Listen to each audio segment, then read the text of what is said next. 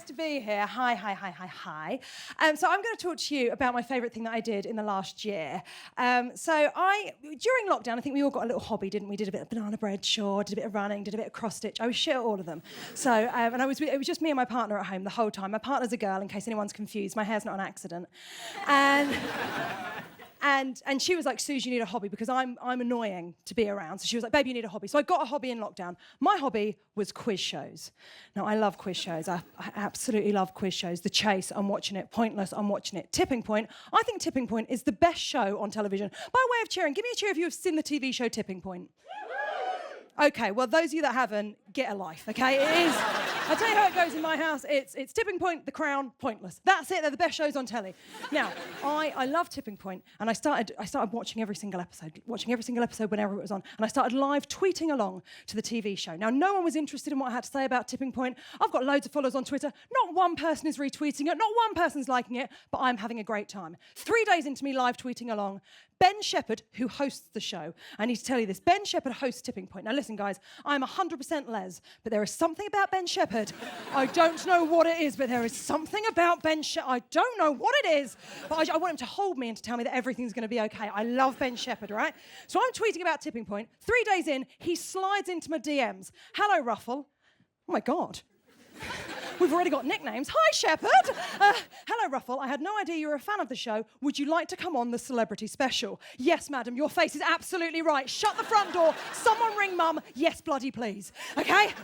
So, 3 months later, this chump is driving to Bristol. So, I get to Bristol, and I think, right, what I'll do is I'm allowed to have my government-allowed walk wherever I'm working. So I'll go for a little walk in Bristol. Brilliant. So I go to a multi-storey car park. Now, normally, when I'm parking, I'll tell you what I do.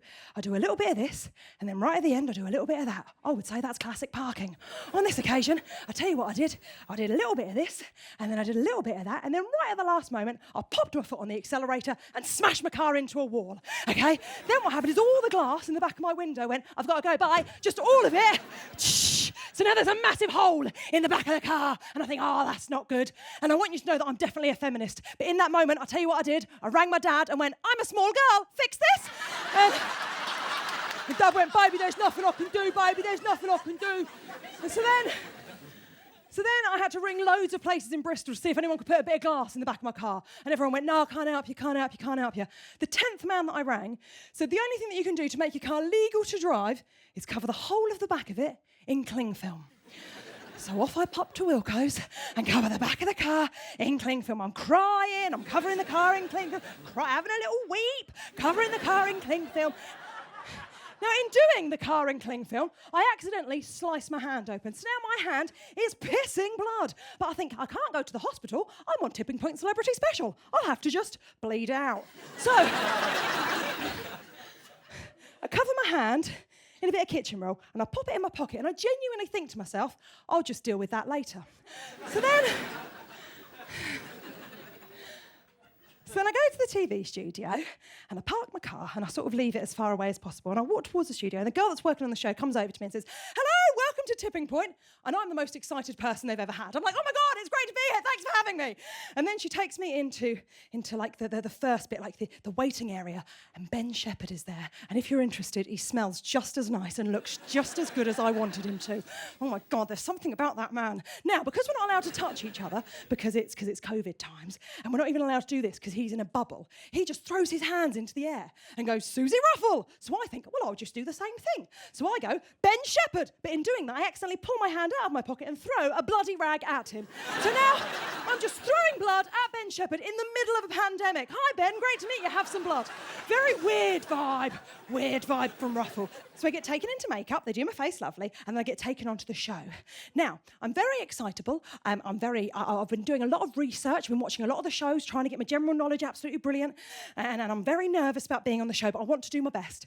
And I'm on the show from someone from Made in Chelsea, who I'm sure, as a human, is absolutely fine. But on this occasion, I was finding him very annoying because I didn't have a great show. In fact, I had what Ben Shepherd described as the single worst performance he's ever seen on Tipping Point, okay? I had a terrible time. I got all my questions wrong. I got the counters wrong during the game bit. I had a terrible time. And he was getting all of his questions right. And he just kept going, oh, Do you know what? All the questions that come up, I just keep knowing. I'm one of those lucky people, do you know what I mean? I'm one of those lucky people. Like, if something lucky's going to happen, it's going to happen to me, because I'm one of those lucky people. And I thought, yeah, mate, you're on a TV show about rich people that you get paid to be on. I would say you are the luckiest prick that's ever lived. So I have the worst show. I get voted off the show at the first bit, because, oh, by the way, when you're doing these shows, you're raising money for charity, so now I'm just losing money for sick kids. Fuck yeah. So now I get taken out of the TV studio. The girl that's working on the show takes me out and says, oh, how are you getting home? Do you need a hand? Because she'd seen my car earlier and went, oh my God, is that your car? And I had said, no, it's not my car. So now she takes me outside. I see my car. I think, well, I can't let her know that that's my car. So I try and sidle away from her. I just go, oh no, it's fine. I'll see you later. I've got someone picking me up. I'm absolutely fine. No, you go in. I'm fine. I've got a friend picking me up. Goodbye. I wait for her to go in. Then I sneak. I wait. She's gone. I sneak out. I get into my car. I drive out. As I'm driving out, she walks out of the TV studios and goes, I thought that wasn't your car. And I went, it's not. See you later. And drove off. You've all been very nice. My name's Suzi Ruffell. Cheers. Goodbye.